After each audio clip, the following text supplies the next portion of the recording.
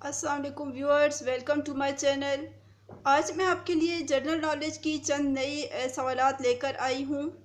Video को आखिर तक देखिएगा ताकि आप तमाम सवालात से फ़ायदा उठा सकें। पहला सवाल है, सूरह फातिहा की कुल कितनी आयात हैं? सूरत फातिहा की कुल कितनी आयात हैं? तो इसका जवाब है 7।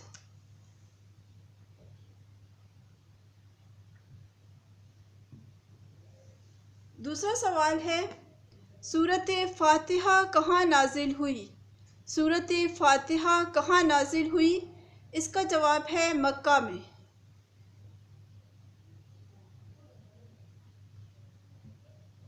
तीसरा सवाल है, कुरान पाक में मदीना मुनव्वरा को क्या कहा गया है?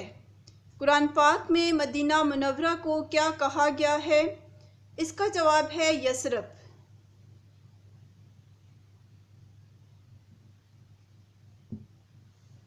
अगला सवाल है, कुरान में यौम फुरकान किस दिन को कहा गया है? कुरान में यौम फुरकान किस दिन को कहा गया है? इसका जवाब है जंगे बदर को।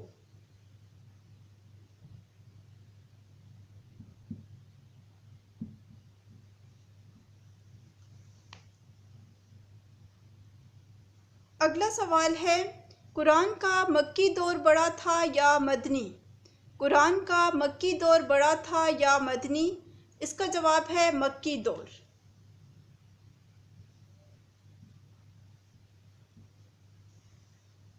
अगला सवाल है, हजूर सल्लल्लाहु अलैहि वसल्लम ने किस सूरत को क़यामत के लिए वकील करार दिया है? हजूर अकरम सल्लल्लाहु अलैहि वसल्लम ने किस सूरत को क़यामत के लिए वकील करार दिया है? इसका जवाब है सूरत फातिहा को।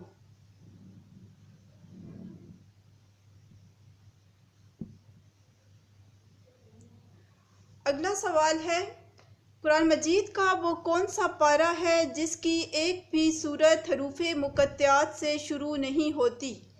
कुरान मजीद का वो कौन सा पारा है जिसकी एक भी सूरत हरूफ मुक़त्तआत से शुरू नहीं होती? इसका जवाब है 30वां पारा।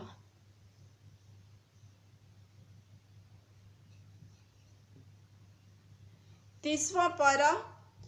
तो ये थी मेरी आज की जनरल नॉलेज की वीडियो। उम्मीद करती हूँ आपको ज़रूर इन सवालात से फ़ायदा हुआ होगा।